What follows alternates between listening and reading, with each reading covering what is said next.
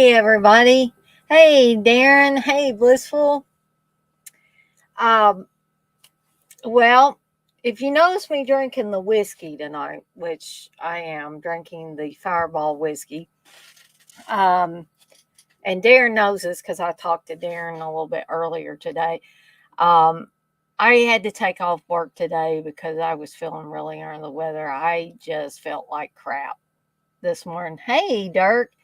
Um, and I'm feeling slightly better right now, which is good because I really wanted to do this stream as I like to do all of my streams. So I'm hoping what this Fireball whiskey will do is help me a little bit further along because I still got the headache, my throat scratchy. Hopefully my voice stays with me during the stream because you guys and gals know how I like to talk. And, I don't want to just be going, with nothing coming out. So, I'm really looking forward to this. Place is punched to see 7 people in here at the beginning. I did start this one a little bit later than normal. One thing, because I forgot to put my promotion out. I don't know what I was thinking. I don't know if I think it gets put up there automatically or what, just because I think I'm going to do a stream. But I was hoping those of you that were in here last night remembered that I said I was planning on doing this second disturbing horror stream. So hopefully I got some interesting choices for you guys. And A couple of them may need a little bit of an explanation behind them, which I will be perfectly glad to give you guys. I'm not sure, Blissful, if it's allergy I think more along the lines it's probably sinuses, but I know allergies can make you feel bad as well. I didn't used to have allergies, period. This was something that came later on. So it's either allergies or sinuses, one I would figure. Thank you, Blissful. Blissful says, please hit the thumbs up and thank you. I also may have to get up and get Reggie in when he decides he wants to come in. I'd rather him go out now than when I'm done with this stream because he's been wanting to go out there and play out there for 2 hours. One night he killed a poor old possum, and of course I couldn't get him in for a while. And, he does numerous other things while he's out there. So hopefully, he'll want to come in sooner rather than later. Hey, Melek. My boss actually, speaking of alcoholic drinks, my boss actually said, remember hot toddies?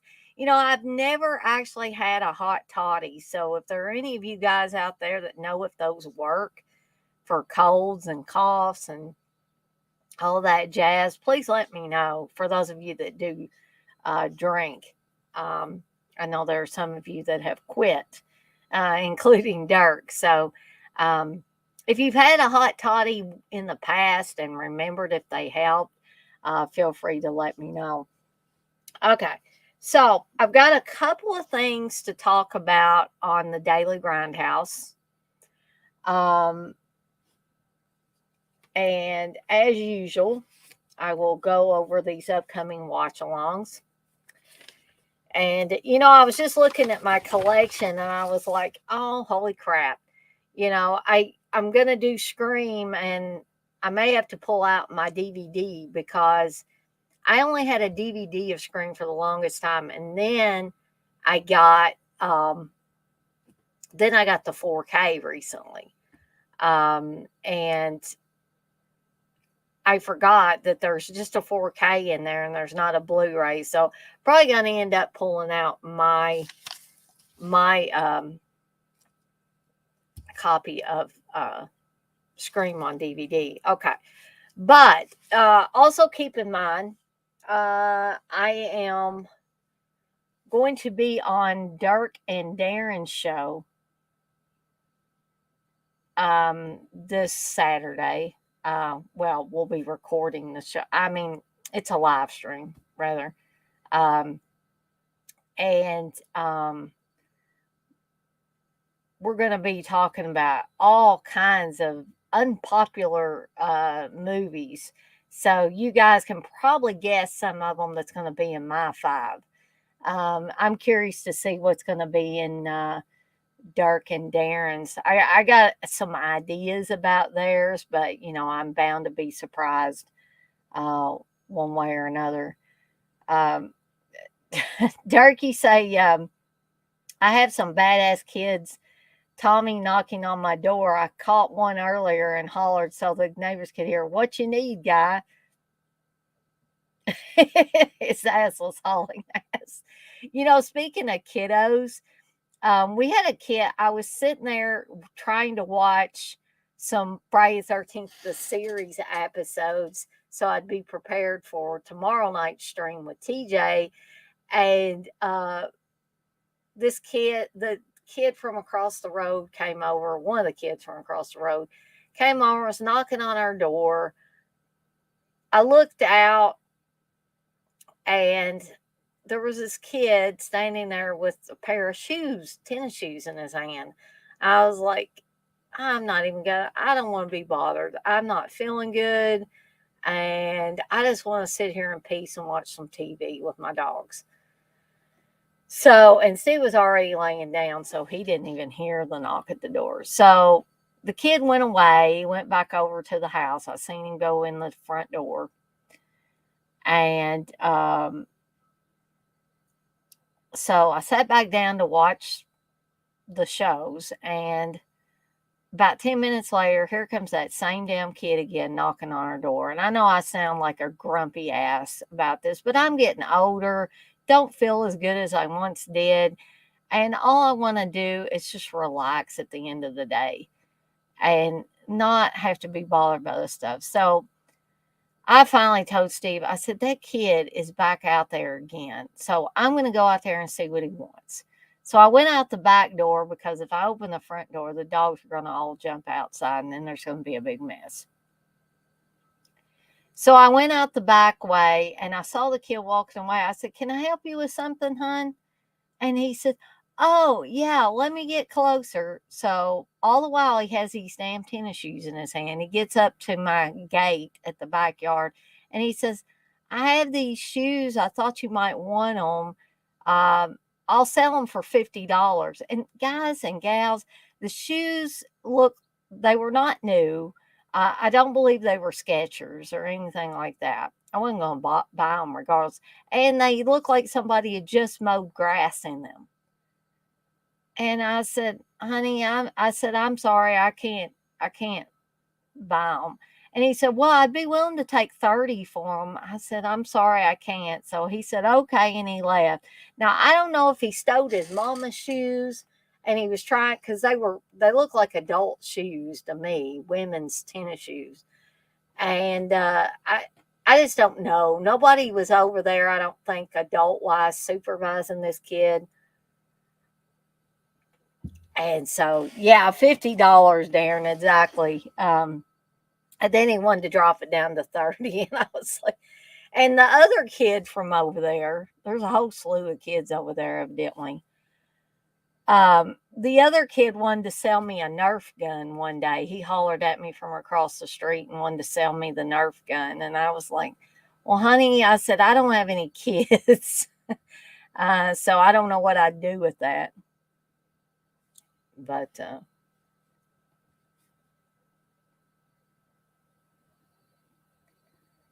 Darren, you said, I've tried to pick ones that you haven't, Dana. Well, that's okay if we pick some of the same ones. It's not a big deal.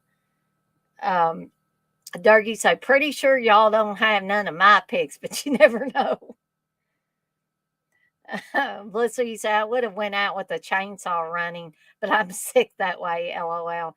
Maybe if it was around Halloween time. I know Steve scared the shit out of some kids on Halloween one time. Of course, he'd been drinking. He was drinking more at this time. And he ran out the door with zombie makeup on, going, and scared these poor kids half to death. But the parents thought it was hilarious, so I guess it was all good. So, anyway, let me go over these upcoming watch-alongs real quickly here. So, July 15th, which is this Saturday, will be Scream from the 90s. July 16th will be Sleepaway Camp. July 22nd, Jaws 2. July 23rd, Say Anything, the John Cusack joint, probably my all-time favorite John Cusack movie. July 29th, Sleepaway Camp 2. July 30th, Sleepaway Camp 3. August 5th will start my first ever two-part watch-along, and that's going to be for Stephen King's Salem's Lot, directed by the late, great Tobe Hooper. So August 5th will be part 1 of Salem's Lot, followed on August 6th with part 2 of Salem's Lot. August 12th will be Terror on Tour, which a lot of people claim it's such a horrible, insanely bad movie, but I love it. And August 13th will be what many people refer to as one of the greatest rock and or horror movies ever made. I said horror. Rock and or music movie ever made. Sorry, got horror on the brain there. Almost Famous. August 19th will be the original Pet Sematary. August 20th, Fast Times at Ridgemont High. August 26th will be the original Carrie, directed by Brian De Palma. And August 27th will be Mystic Pizza. Again, going to try to get my hands on a frozen Mystic Pizza from Whole Foods to enjoy a piece or two while I'm doing the watch along. All righty. So, man, we got 12 people in here. I don't want all those people to go away. So we're going to kick off this daily grindhouse, going to talk about a couple of things, show one thing, and do a show and tell on the other thing. But let's go ahead and kick off this intro.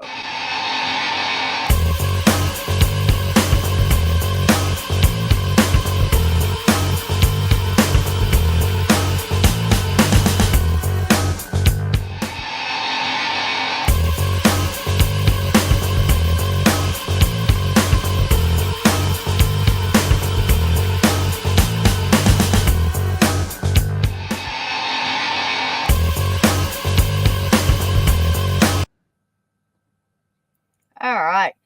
Blissful, you say I'm already getting things to put in treat bags for Halloween. I'm having too much fun. Nah, I gotta, I probably will wait a little bit later because I want the candy to still be fresh. But I'm not saying you're putting candy in there yet. But I always put some little toys, Halloween pencils and the little spider things. And I've got, there goes my voice again. Sorry, guys. But I always try to put some little goodies in the bags along with the candy. Okay, so the first thing I want to show is something that Darren sent to me. Is promotional material for an hour to kill that I'm going to be on with he and Dirk. So I'm going to go ahead and play this intro. This intro or promo is just fantastic. Dirk, you did an awesome job on it. I first thought maybe you and Darren had collaborated on it, but Darren gave all the credit to you, Dirk. So here we go. Let's go ahead and show this promo.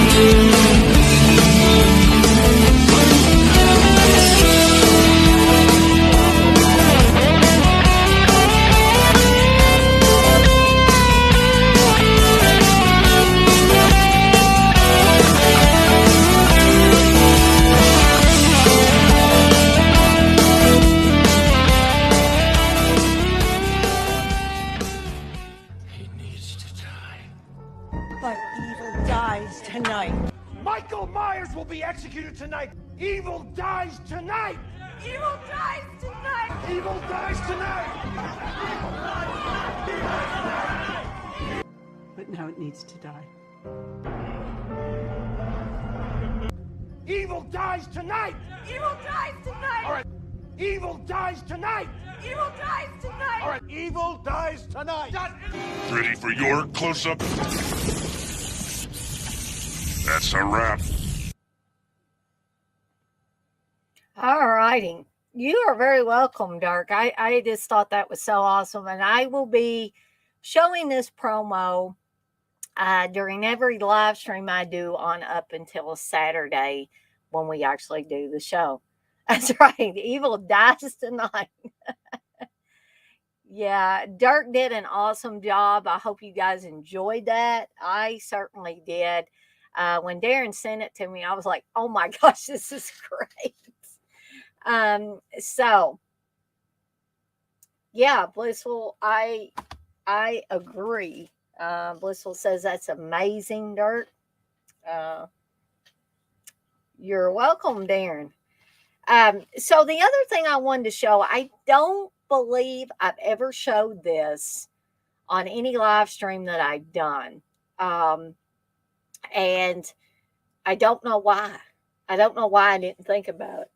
And I don't believe I showed it when we were talking about on Dead Pit's show, talking about Evil Dead on home video. Maybe because I didn't think it was really, home video related. However, it is some Evil Dead memorabilia I have. And since I am the self proclaimed Evil Dead chick, I thought, why not show this off? Because I'm really proud of this. This is something that Steve picked up from one of Michael Felsher's auctions that he did through Dead Pit. He did several of them. I don't know if the guy has much left because he did a ton of auctions and he auctioned off a lot of stuff. Not sure how much money he made, but he had a lot of awesome stuff. I mean, there was no junk in there. This was all awesome. And so, one of the things that he auctioned off during one of those auctions, Steve was drinking at the time, and he probably wouldn't have bid as high. I actually, it's a shame I forgot what the final price tag was on this thing. But I started bidding before I realized Steve was bidding. Then when I realized he was bidding, because we were dating at the time, of course, and I quit bidding, but he was still bidding against Uncle Bill. It's a shame that Uncle Bill's not in here right now, because we could maybe talk about that. But Uncle Bill's Chromebook may have died, and he may be able to come in here and get on the chats, but I don't know that he'd be able to, get on the video, the live stream, even if he wanted to. But Steve won out, thankfully, because I was able to get this little gem. And that is, I don't know how many more of these are even in existence or if this is the only surviving copy, but this is an Evil Dead coloring and activity book, the most grueling experience in coloring terror. And I remember Michael Felsher saying that over the years when he was doing stuff for Anchor Bay, every few months or years or whatever, they would come out with a new Evil Dead package. And so I don't know if they ever considered putting this as one of the things or this was just something that somebody came up with.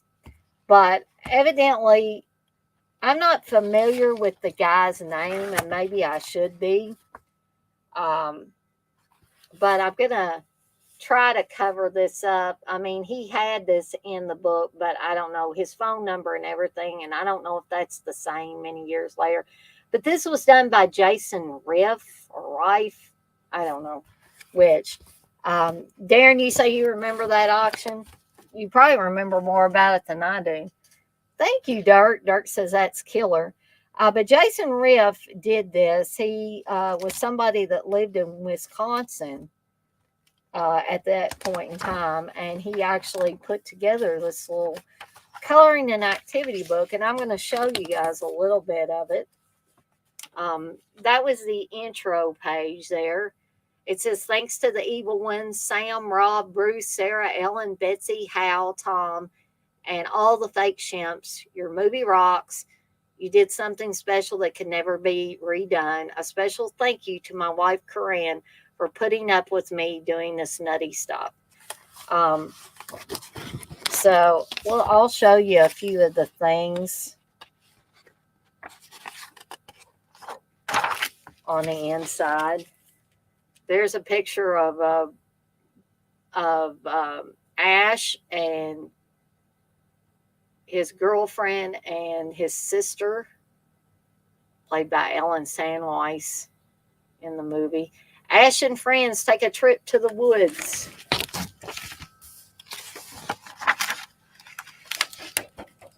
There's the bridge shot. Careful on the bridge.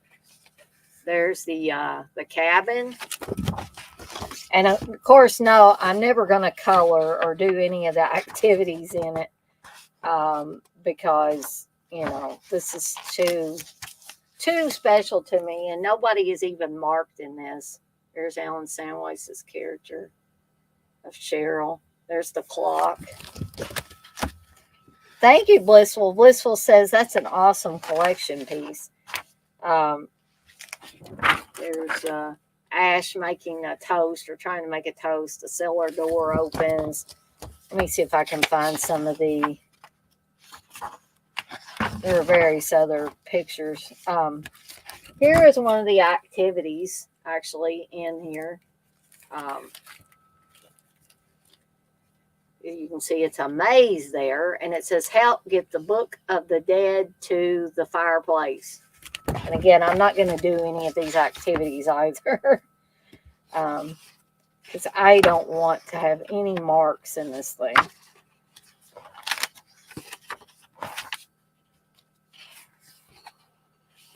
See if I can find any other. Oh, here's a Evil Dead word find right there. I mean, this guy did a good job on this stuff.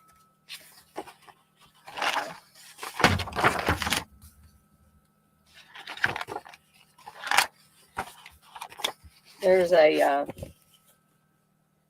dot to dot.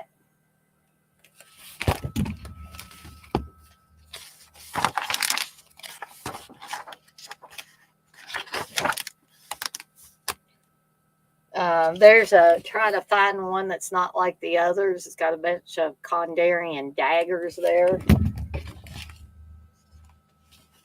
Undead at Night, that's a good idea. You say you could scan the pages and work on the copy. Never seen that book before. Good piece to own for an Evil Dead chick. Thank you. Darren, you said it's definitely worth money. Keep that safe, as I'm guessing there's not many left in existence. Yeah, I'm not sure how many the guy made. Like if he made them for several people. And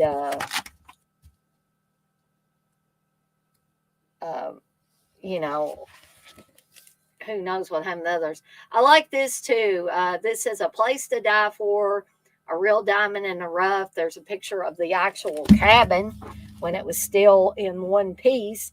It said, this rustic cabin is much bigger on the inside than it looks from the outside. The rooms seem to go on forever. After a short time here, you'll be telling your friends to join us. If you like an adventure, this is the place for you. From the lively porch swing to the many surprises in the basement, the fun never ends. Did I mention the bordering forest that seems to come to life? A little TLC, and this could be your final resting place. It's almost, you know, like an ad for the cabin. There's another, this is an Evil Dead crossword puzzle.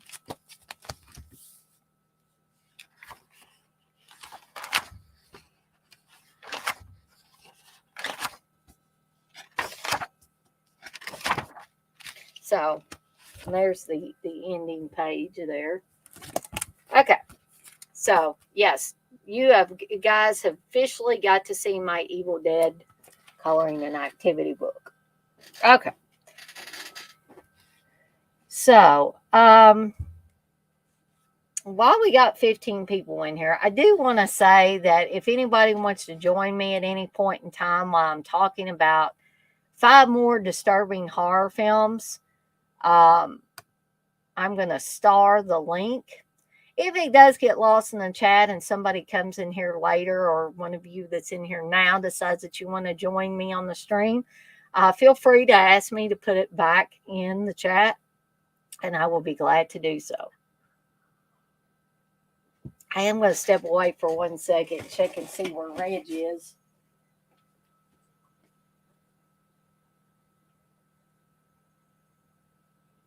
He's still walking around out there. Okay. So the first one I'm going to talk about is, I'm not going to talk about all the segments, because sometimes it's not the whole entire movie that's disturbing. It may be one part of it or one piece of it. In this case, this is an anthology film, and so one of the segments is really disturbing to me. And the film I'm talking about is After Midnight. And this is not a movie, again, that I hear a lot of people talk about. I think it's a very good anthology film.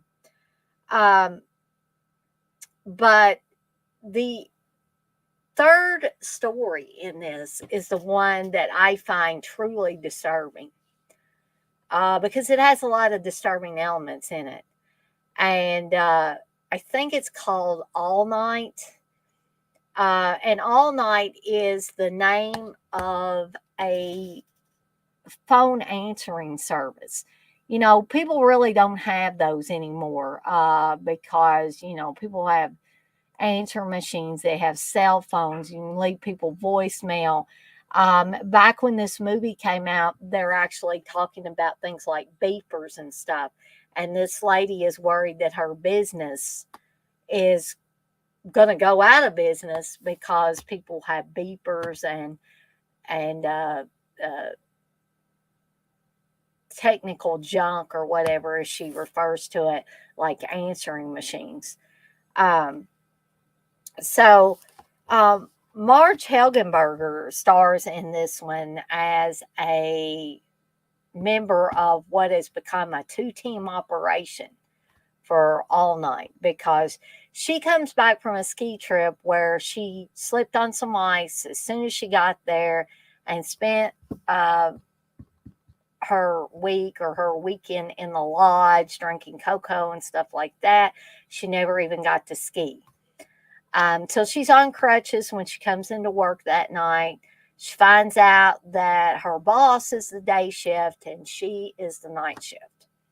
Because if she went on with all the other people, you know, having to pay them, she tells Marge Helgenberger, who plays the character of Alex, that she would have went under.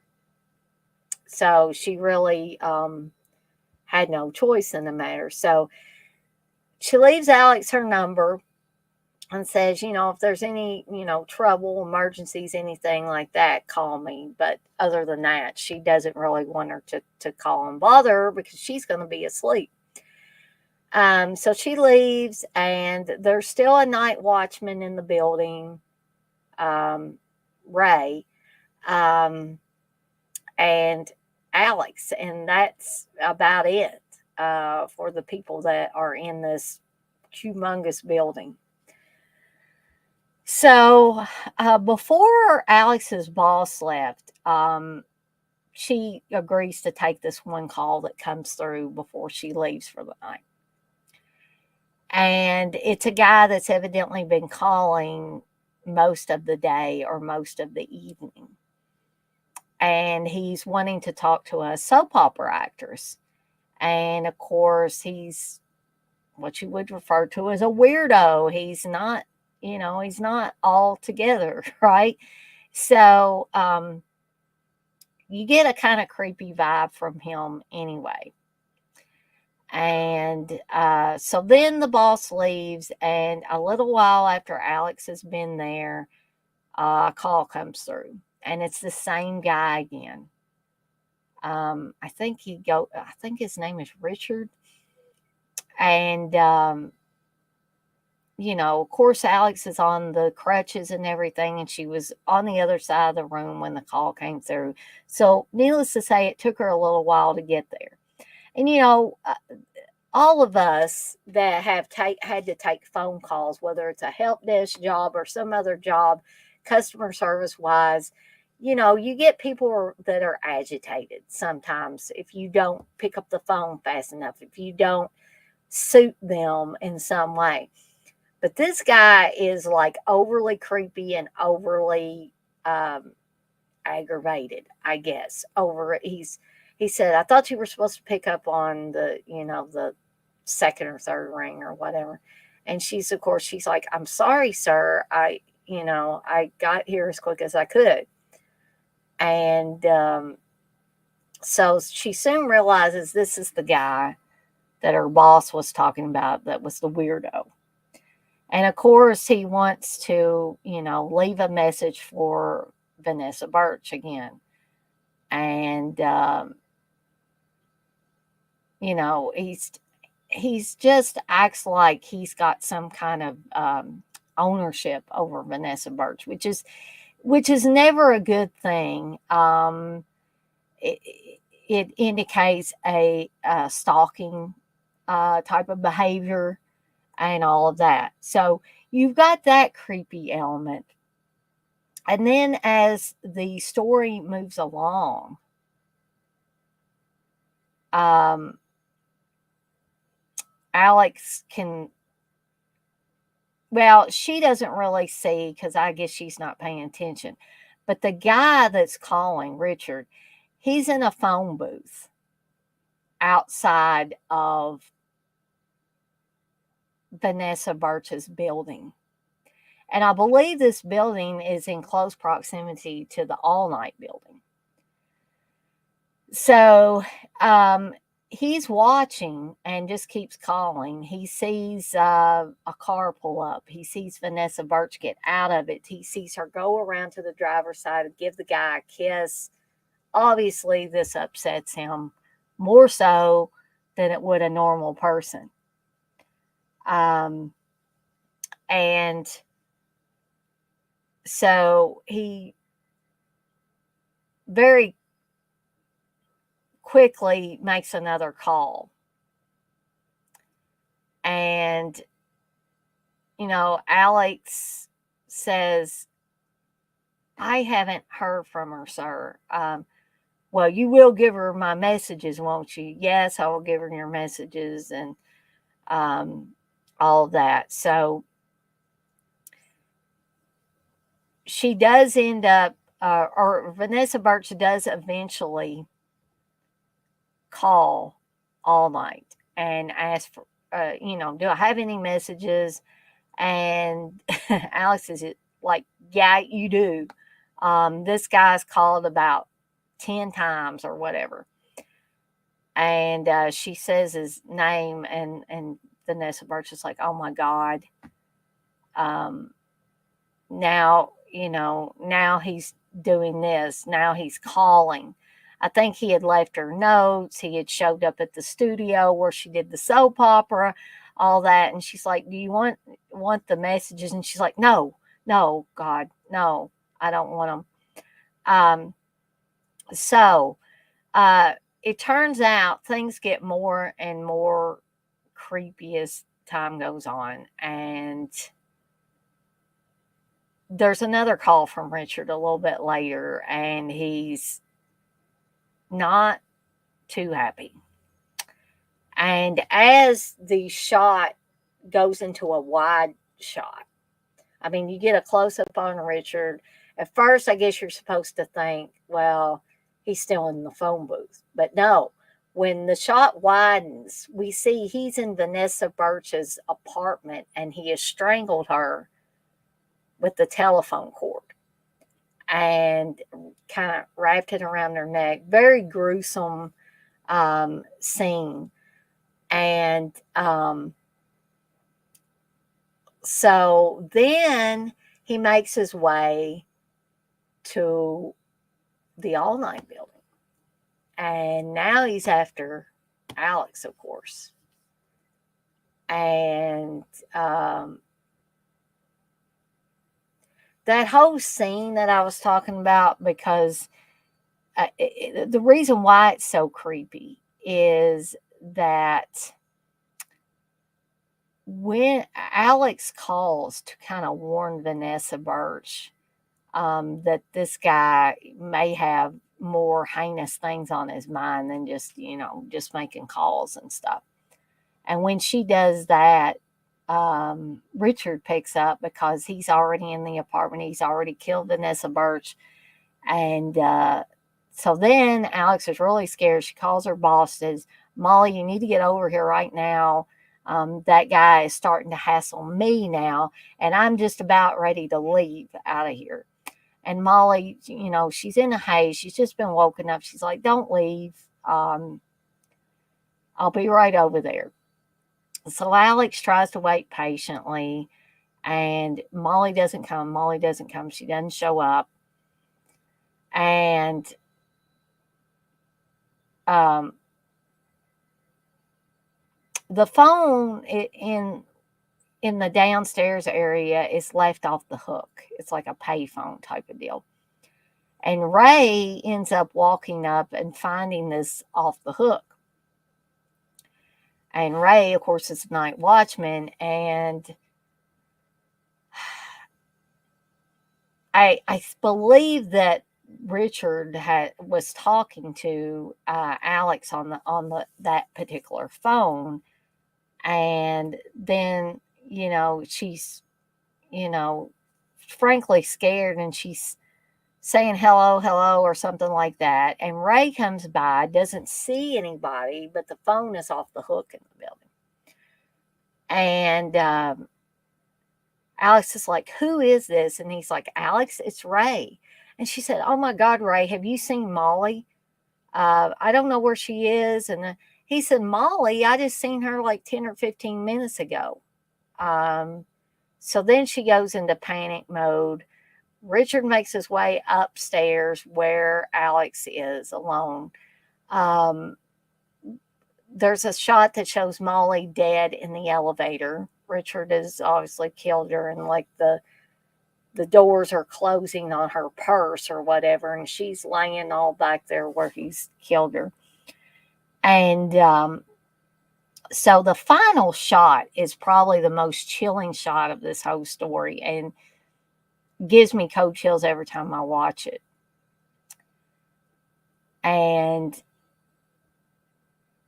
the shot is set up so well too, because Alex has been running and running and running. She ends up in a dark room, and the phone rings, and she picks it up and says hello, and you get this great shot behind her where it looks all dark. It was kind of like the Halloween type effect of when Michael Myers' mask like fades in from the darkness.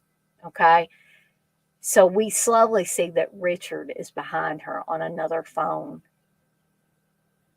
And he says something to the effect of, hi, Alex, this is Richard. And the story ends with that shot of Alex in the foreground, Richard in the background, on the phone behind her. Just very chilling, because like I said, the subject material is very chilling anyway, to do with stalking and murders and calling somebody repeatedly on the phone and then showing up where they are. It's just so, that whole thing is so terrifying and so disturbing. Darren,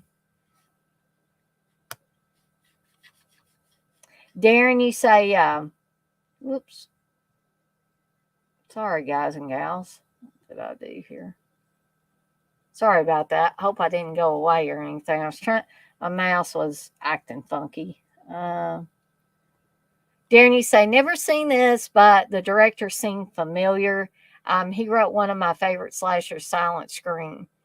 Yeah, Silent Scream's a good one too. These were written and directed by Ken and Jim Wheat, who I can only suspect that they're brothers. Blissful, yes. You say you have watched this, and you may have watched it, but I also did a watch along for it a while back, so I'm not sure if you I can't remember who all was in here for that watch along.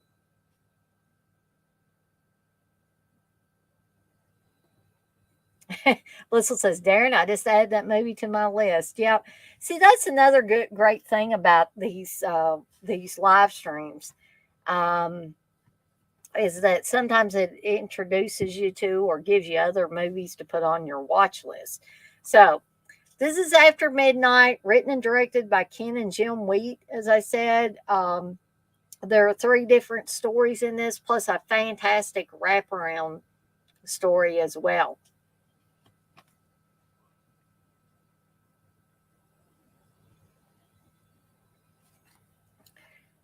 All right. So the next one I want to talk about, this is a double feature, but the one I want to talk about is Bad Dreams, which stars Jennifer Rubin, and let's see, Richard Lynch, Bruce Abbott, Dean Cameron are in this. This is directed by Andrew Fleming. And why Bad Dreams is so disturbing for me is the fact that it deals with cults. Okay. And they make the Harris character, played by Richard Lynch, to be a Manson like character. Because when this movie starts out, it doesn't really seem like that. But when they show like flashbacks, it seems like they were trying to make it more like a Manson type of cult, and to make Harris seem like a cult leader. I mean, a Manson like cult leader, rather. And so the beginning scene is very disturbing. Okay. So the camera starts on the outside of a big Victorian style type of house. Okay. Gradually we move inside and we find all these people dressed in like hippie type clothes, right? And Harris, played by Richard Lynch, is up at the head of the room. And this guy brings Cynthia, rather young looking girl, into the room. And you notice that Harris has some kind of metal tub beside him, okay? And we're not really sure at that point what's going to go on, but we do know it's a horror movie, so we know it's probably not going to be good, okay? So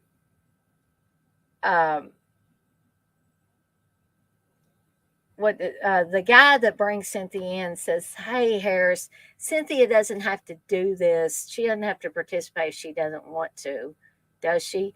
And he says, yes, she does have to. Okay. So we slowly watch as each one of the cult members comes up and allows Harris to ladle gasoline over their head. And then they go back and sit down on the floor where they were before. And then Harris pours the gas and splashes it up on himself. And he acts like it's just like an orgasmic type of thing, which makes it even more creepy. The way he does it. Okay. And Richard Lynch was burned very badly in the past. And so after this burn scene, I'm sure they used a lot of his real burn scars for that. So that made it even more realistic. So once he puts the gas on himself, And you see some of this in flashbacks later, more of it. He basically lights a stream of gas on fire. We go to the outside of the house, and then an explosion happens. It blows out the windows and all this. And your assumption would be that everybody died. However, the cops show up, the ambulances show up, all that, and everybody is dead except Cynthia. And they take Cynthia to the hospital where she remains in a coma for 13 years. When she wakes up, it's Jennifer Rubin playing Cynthia, of course. And she is requested to go to these group therapy sessions for people with a borderline personality. And so that is where we are met with like E.G. Daly, Dean Cameron, Bruce Abbott as the psychiatrist. And we get some interesting characters. We get introduced to them.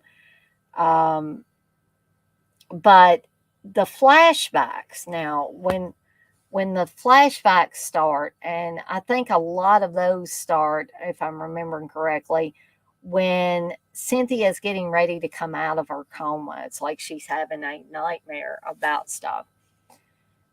And that is when you see the stuff that looks like they're trying to make it like a Manson-like cult. You see very dirty people in dirty clothes. You didn't see that at the beginning. So either they wanted to do this all along, or they changed gears somewhere along the way. However, this did not appear to be the same group of people that were at the beginning. Okay. And they're kind of just walking down the road barefoot or whatever. Just very Manson-like in a lot of respects. And you have Harris talking to a reporter, and he says, "I could kill you." And the reporter's taken aback. He said, "You could." And he says, "But I won't," and that's a lot of stuff that Manson kind of did, and I don't know how, and I really don't want to go picking around in somebody's brain that's like that, but I don't know if Manson just likes would like getting a reaction, or if he really wanted to act on those things, or what. So you have that scene. You have one girl who says Harris will put his hand over a flame and he burns for our sins. Harris loves you, brother. And then you see that same girl laughing very crazily. And just all different kind of things that made, like I said, this seem like a Manson cult. So before Cynthia wakes up out of her coma, she can hear Harris saying, you need to join us and make good on your promise to be with us in unity. The cult was called Unity Fields. And then the last thing before Cynthia wakes up from the coma is you can hear Harris going, "Now, now, now." And you see his mouth and stuff moving and saying the word now. And then she wakes up. So then she starts seeing Harris, even though, Harris's body was never found, but he's assumed that he died in the fire. I think Reggie might be ready to come in. Let me step away just 1 second, guys.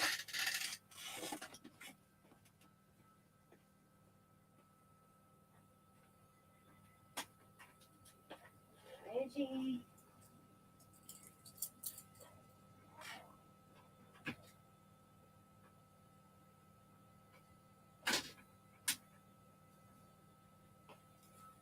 I thought for sure he was out there, but I didn't see him out there. Anyways, uh, so, when she tells the psychiatrist about this, he just, assumes she's having kind of like a PTSD type of thing, and that she keeps taking her medication, keeps going to the therapy sessions, that she'll slowly get better.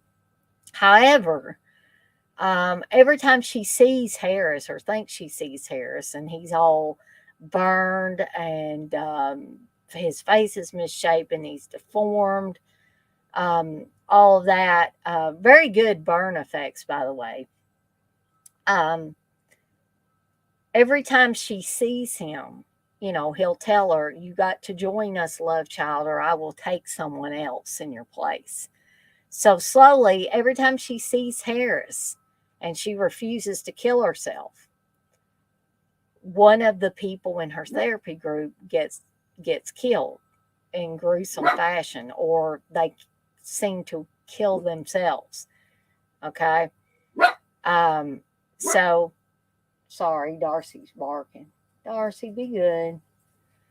Um, so I'm not going to tell the whole movie, but I just wanted to kind of highlight some of those disturbing things, and the whole thing about, mental health, mental illness. Darcy, stop. I don't know why she's barking. Sorry. I hope that doesn't bother anybody else. It's certainly bothering me while I'm trying to talk about these movies. Maybe she'll lay down here. So anyway, I did want to highlight some of the more disturbing aspects of the movie. Darcy, if you don't stop, I'm going to make you go in the other room now. But if you have not seen Bad Dreams before, I think I may have done a watch along for this one as well. Now, Andrew Fleming was also, oh gosh, now Reggie's having a fit. Director Andrew Fleming also did The Craft, which may be why his name sounds familiar to you guys and gals, if it does. So, something else I wanted to touch on, and this doesn't really have anything to do with it being disturbing. This was just kind of something goofy, and I bring this up every time I think about Bad Dreams, is the song Sweet Child of Mine by Guns N' Roses. Was used at the end of the film. But however, Darcy, please stop. Guys, hold on just a second. I'm going to take myself out of the stream and tend to these dogs real quick. I'll try to be back as quick as I can.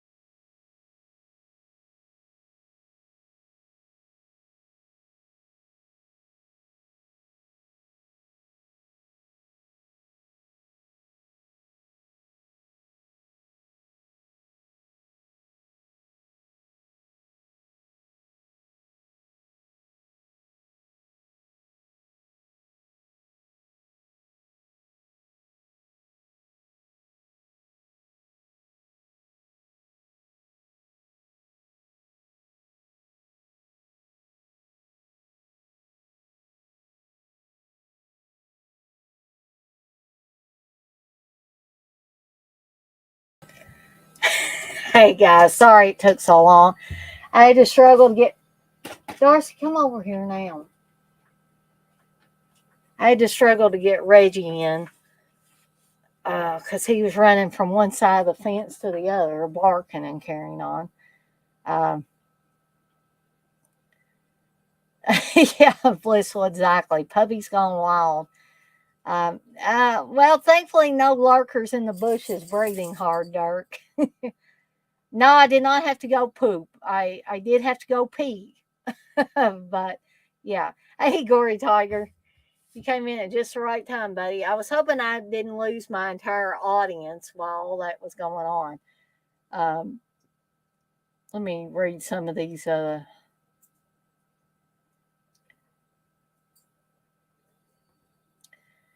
said, I got this as one of my picks on Gizmo Stream. Hopefully, the guys will pick it for me. Cool. Bliss, will you say, oh, I forgot to mention a really good book. It's fiction, but it's very Manson like from a woman's perspective, flashing back to when she was a teenager. It's called The Girls. I'll have to check that book out. That sounds interesting. So, anyway, back to these movies here.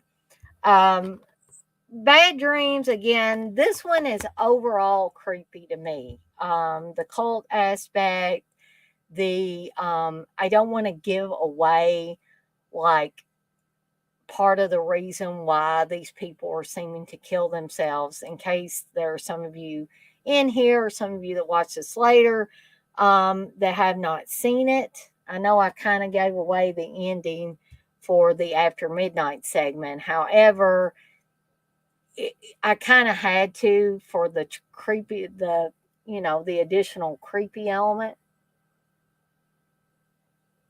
or disturbing element, whatever you want to call it. But that is Bad Dreams. Highly recommend this one if you've never seen it. Um, Very good movie. I remember this one from my youth, and so there's quite a bit of nostalgia associated with it as well. Um, Dirk, you say, I just got a book in today, So Perverse, So Deadly, Volume 2. Super hyped to dig in. Oh, that sounds interesting, Dirk. Okay, so the next one I'm going to talk about is one that Uncle Bill talked about on his Joe D'Amato, Uncle Bill's Tour of Italy stream. Hey, Jay. Just in here talking about disturbing horror films. So if you got any you want to add, Jay, feel free. Um, and this is Beyond the Darkness or Buio Omega. I'm probably massacring that. And why is this one disturbing? Well, in case you didn't see Uncle Bill's Tour of Italy, where they talked about Joe D'Amato films, basically, this guy's girlfriend dies and he preserves her and evidently continues to make love to her and participates in necrophilia, all kinds of stuff. There's also all kinds of other twisted things going on in this movie, and that is why this is disturbing. It's not really a creepy element, it's just how disturbing and how really twisted the whole storyline is pretty much. um, so basically, basic plot for this, there's a luxurious estate in the Italian countryside. Francesco mourns his deceased lover. Soon, pain and loss turn to madness and violence for this troubled young man. Cannot part with his love just yet. Excavating her corpse, he preserves her body with excruciating attention to detail.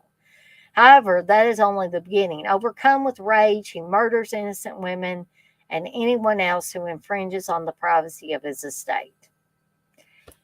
And also, this storyline sort of reminds me of an Edgar Allan Poe story on acid, because even though on the surface it might be appear Poe like, you know, It goes in directions that Poe dared not go. And I love Edgar Allan Poe stories. Um, the Fall of the House of Usher is one that I'm thinking, is kind of on the surface is akin to this. Um, and if Poe had been as dark and twisted as Joe D'Amato apparently is or was when he made this movie, I'm sure Edgar Allan Poe's stuff would have turned out a lot like Beyond the Darkness.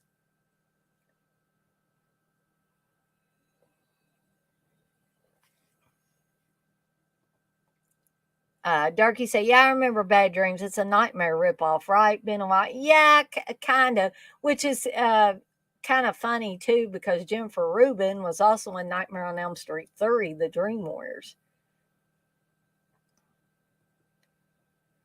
Darky say, Buried Alive, childhood favorite and my first Italian horror. Darren, you say Beyond the Darkness and Macabre make a messed up double feature. They certainly would. So I don't know what else I can say about this movie other than it has to be seen to be believed, basically, because just when you think it hasn't gone that far, it does. And just keeps going further and keeps pushing the envelope. Joe D'Amato definitely was not playing around when he made this movie. And you guys will find something even funnier probably is the fact that early on in me and Steve's relationship, he would get points when he worked for Honeywell. He would get a certain amount of points, and then when he got so many points, he could turn those in to almost like turn them in for cash and be able to buy stuff. So he said, is there any movies that you want? And for some odd reason, I wanted Beyond the Darkness. Heaven knows why I did. But I'm not saying that I don't. I mean, this might sound weird, me saying that I don't enjoy watching. I'm not going to say that. But it is very disturbing subject matter and probably won't be for everybody. Just because it deals with necrophilia and other, darker elements. It's not just a stalk and slash movie or anything like that.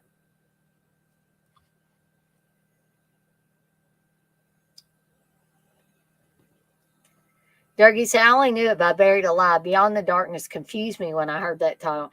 Yeah, I don't know. Buried Alive really was probably a better title for it, a better description of the movie. Oh, yeah. This is the only alcoholic drink I've had today. And actually, I did not work today, Wes. I know it's a work night and I'll be working tomorrow, but I have been not well, with cold like symptoms. So I was hoping this Fireball whiskey might help me a little bit, where it seems that nothing else is really, really helping. Bliss, what you say? I'm just getting out my 800-page notebook with all the movie recommendations. LOL. Oh gosh. Dirk says Necromantic 2. Highly recommend. I don't know. I tried to watch Necromantic and I couldn't get through that damn thing. And Joe Bob showed that on his show. So, not really much more I can go into on Beyond the Darkness. Just to say, give it a watch if you can, handle the gruesomeness, the necrophilia, all of those darker elements of this movie.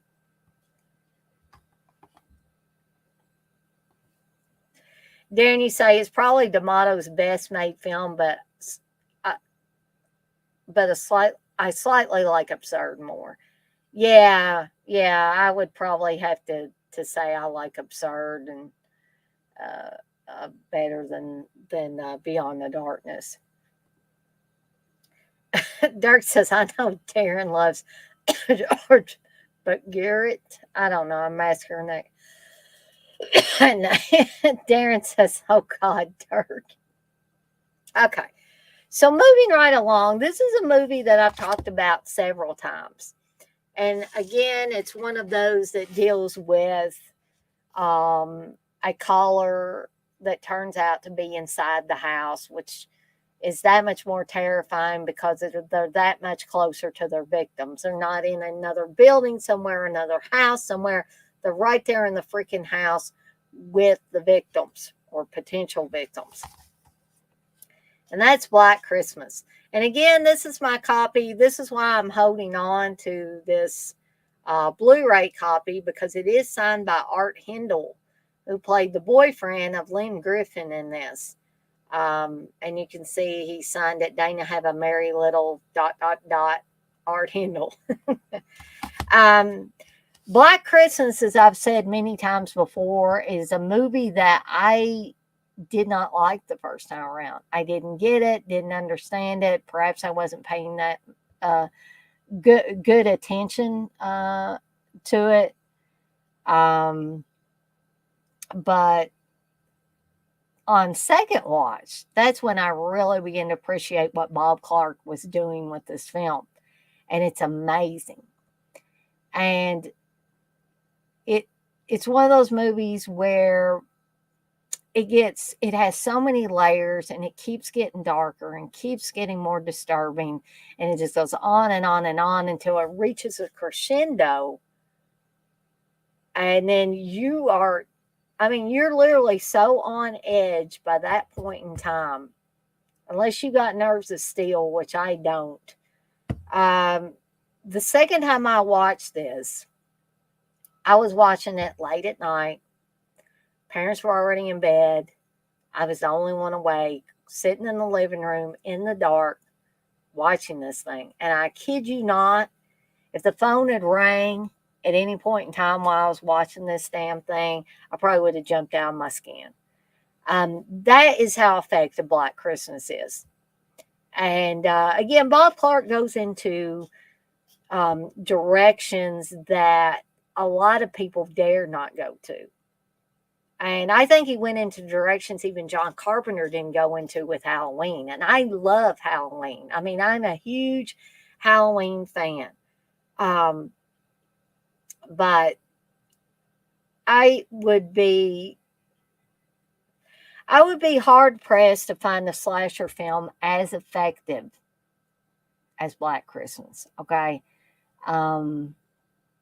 And this is a movie that has grown on me over the years, and it's gotten more and more, as Darren would say, a top tier slasher for me over the years. So this just goes to show, if you watch something and you're not the biggest fan of it, give yourself some time, wait a little bit, watch it again. And your thoughts on it might not change at all. But then again, they might, because on first watch, I didn't get this one, didn't understand what Bob Clark was trying to do, thought it was overly vulgar, didn't find it scary or anything. But, what a difference, even waiting a year to watch it again.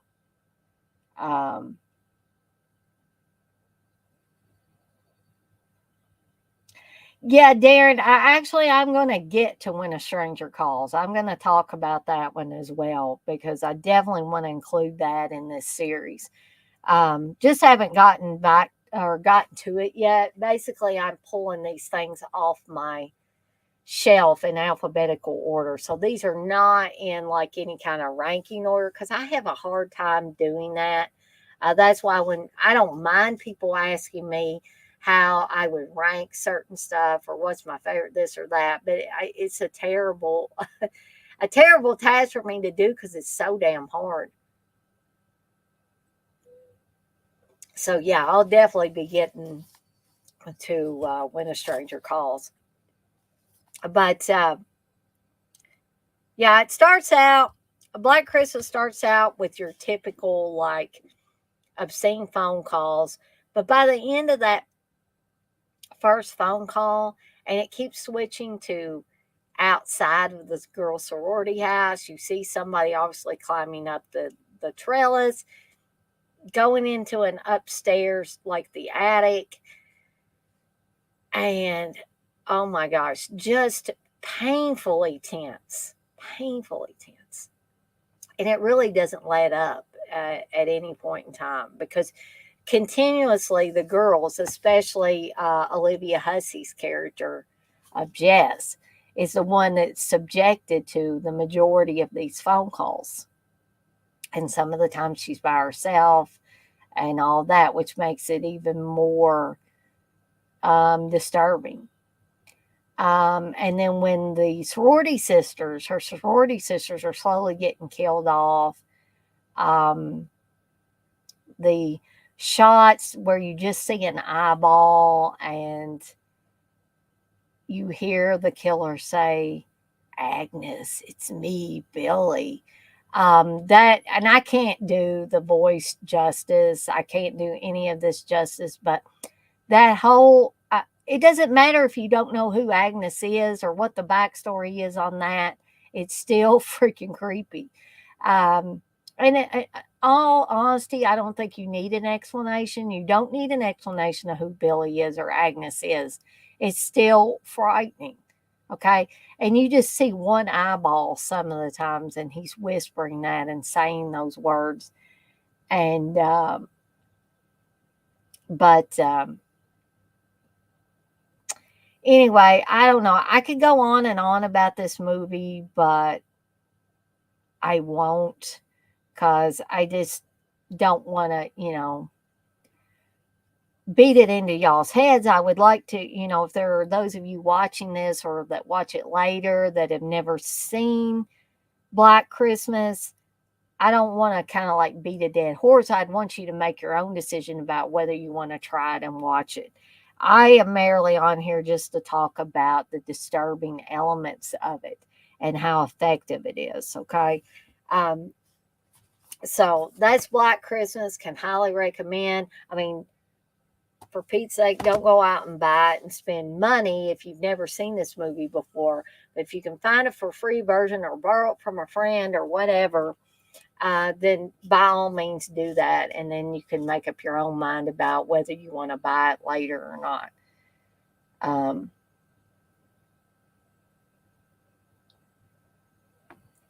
Darky saying, Anthropophagus, I dig that slow burn. Yep. I did like Death's Dream, Dirk. Not as much as Black Christmas, but yeah, I did like Death's Dream. Darren, you said, I thought you were going to say When a Stranger Calls, Black Christmas is a perfect horror film. Yeah, and even though it's a Christmas one, and I generally do watch it at Christmas time the most, I'll watch it more than once at Christmas time. But I can watch it anytime because it is so effective.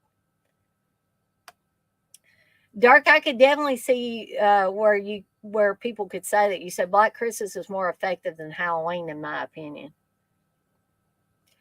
Dark, you say, I still hear people praising the 06 Black Christmas over the 74 original. Yeah, I don't understand that. Insanity is spread throughout the lands. I don't hate the remake as much as I used to, Darren, but it's still, no, you can't even compare it to the original, is what I say. Yeah, 2019 is probably worse than the remake, though. Yeah, I would definitely agree with that.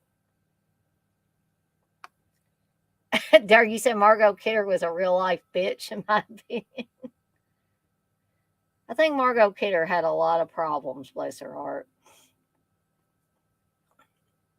Dark, you say, yeah, 2019. I don't know who thought that was a good idea. I mean, who is that for besides old Curly Jaws?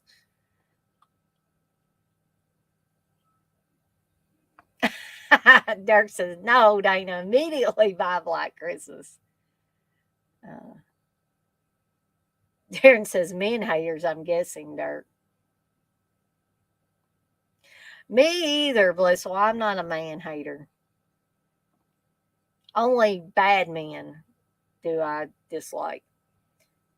Yeah, Dirk, exactly. '06 shows and explains too much. And that was the point I brought up too, that you don't need to know Billy's complete backstory for that to work. That's one movie where that is definitely not needed. And I think that's where Rob Zombie went wrong with the Halloween remake as well. All right. So the last one I want to talk about tonight, and I'm sorry this one isn't going to be a super long one, but I hopefully, covering 5 films kind of briefly each time, you guys are getting to, know more about what films I like.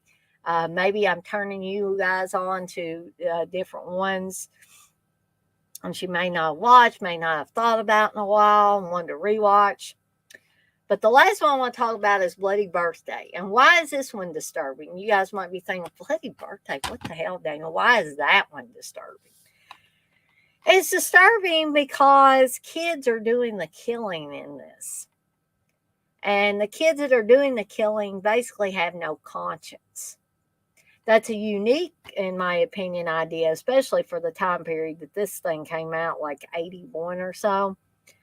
Um, so they say this is Bad Seed meets Halloween. I don't know if I really say it meets Halloween, but definitely kind of like a Bad Seed element, Village of the Damned element as well. In this deliciously twisted early 80s slasher thriller from director Ed Hunt, who did The Brain, and starring a bona fide scream queen, Lori Lethan, which a lot of people don't refer to Lori Lethan as a scream queen, but I think she fits. She was also in Return to Horror High and The Prey. Debbie, Curtis, and Stephen may look cute as buttons, but their angelic facade conceals a wicked, murderous bent. 10 years after the three were all born during a solar eclipse, hence them not having a conscience. The Twisted Tots begin a ghastly campaign of murder and bloody mayhem. Only babysitter Joyce, played by Lori Lethan, and younger brother Timmy, played by Casey Martell, who was in E.T. and on Growing Pains and also was on the Amityville Horror as well, can stop these deadly little darlings before it's too late. Mixing the killer kids subgenre with elements of the then booming slice and dice movie, 1981's Bloody Birthday shocks and appalls with its scenes of young children shooting, strangling, and bludgeoning their way through the local population. They sure don't and can't make them like this anymore. And I don't think they have made a film like this in recent years. Um, and part of the reason why, I would imagine, is due to things like all these school shootings. Because you do see young kids shooting teachers and trying to shoot other adults in the movie.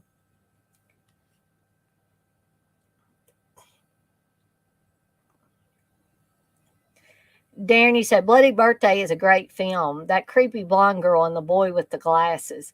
Yeah, that is actually good old Jacoby as the boy with the glasses. Julie Brown is also on here. Susan Strasberg. Um, but yeah, the blonde girl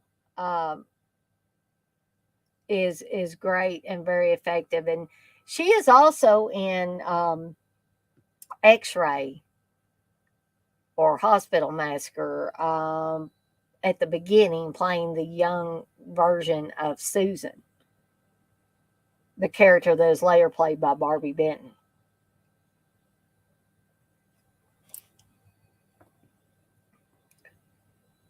Durkee said there's a recent article released from Rob Zombie where he said he didn't want to do the Halloween films, and people still defend those pieces of shit. Yep. Darren makes a good point. Money talks, Dirk. And Dirk says, yeah, it does, unfortunately. Um, but, you have these 3 kids with, as the plot synopsis says, with angelic faces, but they're doing these horrible things like strangling people with jump ropes out in the graveyard, shooting people with a gun, um, locking other children in a freezer and leaving them to die, just shooting people in the eye with arrows.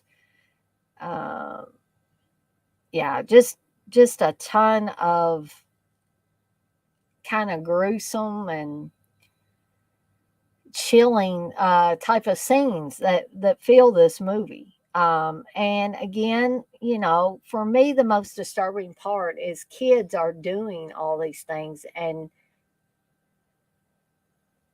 see it as something fun. They feel no remorse, no guilt, nothing.